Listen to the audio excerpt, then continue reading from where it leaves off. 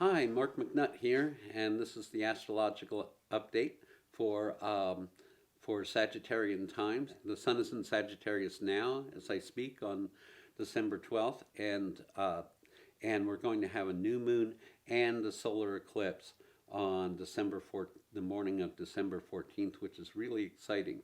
No, you can't see it, but we'll be able to feel it, and that's one of the big breakthroughs right now.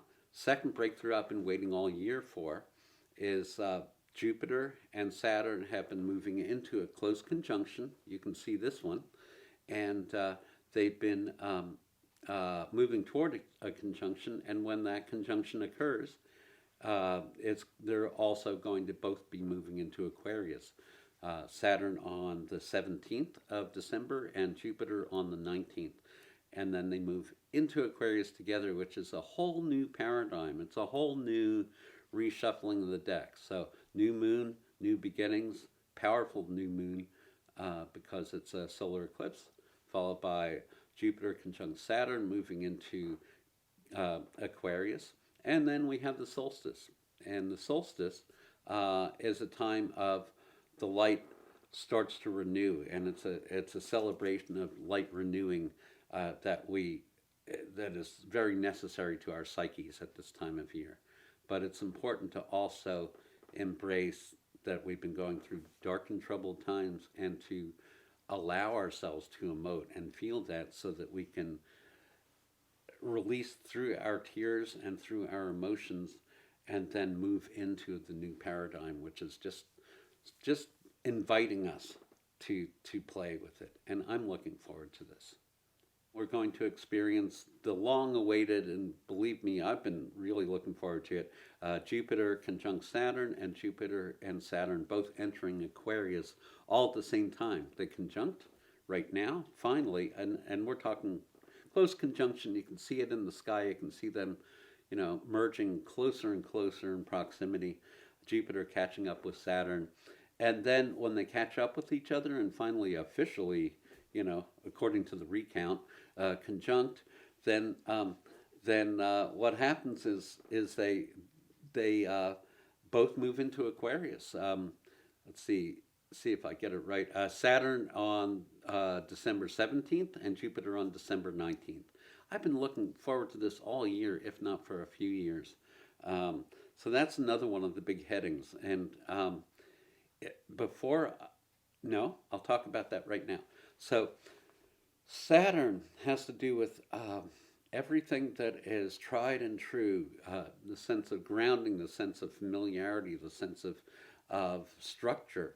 So, needless to say, as Saturn has been conjuncting Pluto all year, the structures have been upheavalized. It's been like living through an earthquake that keeps going on, and yet on the surface it feels like nothing is happening. But underneath, the roots of change are, rampant. And then, so Saturn is about structure usually. It's been in its home sign of Capricorn for the last 2.5 years. Jupiter spends 1 year per sign and is also moving into Aquarius. So at this time last year, Jupiter went into Capricorn. And Jupiter in Capricorn is about, Jupiter is how we expand and grow and broaden our horizons generally.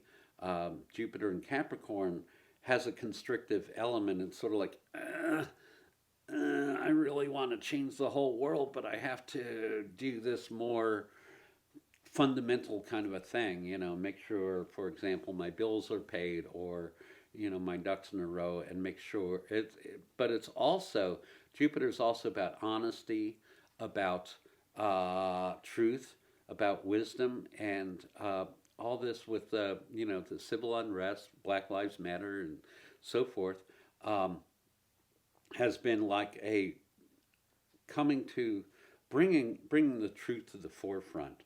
And I can tell you for myself, I've been really looking forward to the truth shining and being just out there, and people really kind of looking at a more honest way of going about their daily lives. However, I learned a few lessons when Neptune went into Pisces, which was about uh, over 10 years ago now. Neptune in Pisces is about the dream and visionary element, and Neptune Neptune in Pisces in its own sign has really been that whole sense of untruthfulness and that sense of projection of whatever fantasy that people want to live in, including uh, the conspiracy theories that somehow um, satisfy the soul for about 10 seconds, but really are agitations. Um, anyway, all of this, the fake news, all that, Neptune and Pisces.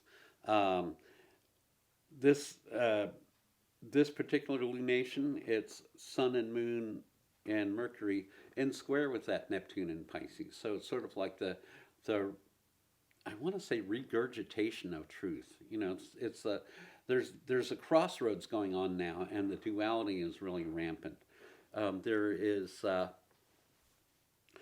traditionally us astrologers were our profession was dependent on kings and rulers, and the rulers would hire us. The most important thing of our job was to notice the eclipses and the ones that would uh, bring the downfall of kings.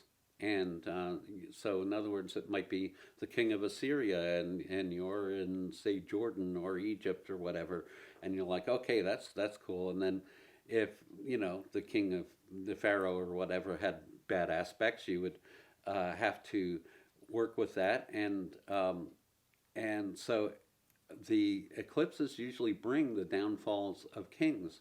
So we have a king right now, uh, technically, who's running this country in his own manner, who is a Gemini, full moon in Sagittarius, and this particular lunation actually points to the downfall of that king. So it's really interesting because uh, on Monday, December 14th, that's also when the states meet and the electoral college meets and votes. And so it's been said um, all cycle long that, well, the real vote happens when the electoral college meets. So after losing about 250 lawsuits and the being rebutted by the Supreme Court, including 3 judges that Trump named, he was rebuted with 3 sentences like, no, Texas, you can't do this, and the election is not up in the air. It gets decided at this point that happens to be the eclipse day. That's really good news.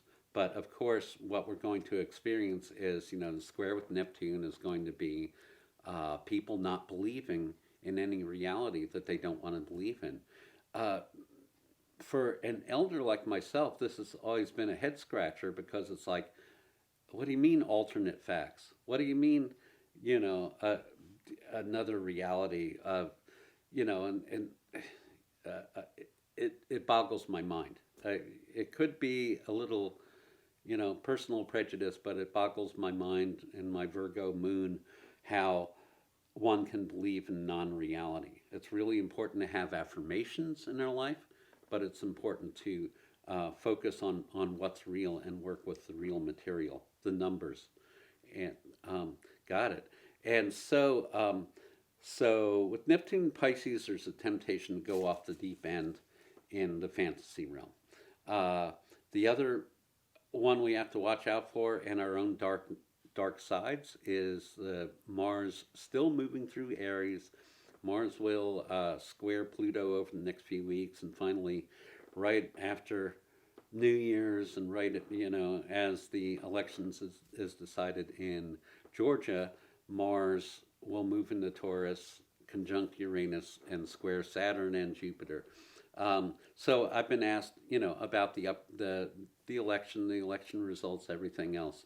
And that part of the program is, yeah, we're not going to suddenly be able to sing Kumbaya together, although that would be a really good start when you think about it. Just have, if we could all sing silly songs to each other, and go beyond our beliefs, go beyond our beliefs, because our beliefs sometimes can hurt us. They sometimes can hurt the truth. So that's speaking of the dark side. This time is a time of renewing the light. So first we have the new moon, then a few days later, Saturn goes into a new sign, Aquarius. Then Jupiter goes into Aquarius, and then we have the solstice. That's the whole next week, folks. Um, in other words, we have the uh, four major transitions going on in the next 7 days, and well, actually next 9 days, but from the 14th to the 21st. So that's a whole new paradigm to start on. And new paradigms is one of the key words of Aquarius. Jupiter, abundance and expansion through new paradigm, through people, through ideas, through networking. Saturn entering Aquarius, new paradigm, new structural paradigm. Uh, Great time to invent a new business. Not really a great time to capitalize on it necessarily, but to fill your sails with the wind. It's coming right up. And in order to do that, we have to acknowledge the dark side. So take a moment at some point in the next few weeks. This weekend right away would be better, but some night while we have this dark moon, blow out the candles, turn out the light, turn off your internet, turn off your devices, and spend like 10 minutes in the dark, just allowing your feelings to come up, allowing everything from the previous year to come through, and then set a prayer, set an intention for the year, and relight. Relight the candle, relight the, turn on your internet, all that other stuff. I'm in favor of like shutting off your internet connection every night when you go to sleep, because your dreams will be better. But most of us will not do that. And so, what else I want to say? Well, I was asked about the inauguration. It looks good. It looks like some of the stuff. It looks like there's more surprises. There's going to be more conflict, but things are going to move forward. The logjam is breaking up, which is just really exciting. And between now and New Year's, this will be evident, and there is new hope in the air. This is the last few days of the dark cycle before the renewal in the new moon. So when I say hope in the air, I mean starting December 14th and moving on. And the next month is just going to be really exciting, and I'm kind of like, get the popcorn, get the fudge, whatever, grab the cookies, and kind of like watch the program, because it's going to be really interesting. It's going to be a very unique, Yuletide, Christmas, solstice time, Hanukkah, all that. There's challenges of separation, and that's really hard with Sun in Sagittarius, because Sagittarius is everything that's opposite of that: freedom and expansion and long distance travel. All of that is sort of like, we need to travel with our minds, with our spirits, and we need to figure out where we're going to point those arrows, because it's going to be gallery shooting time for the Sagittarius bow.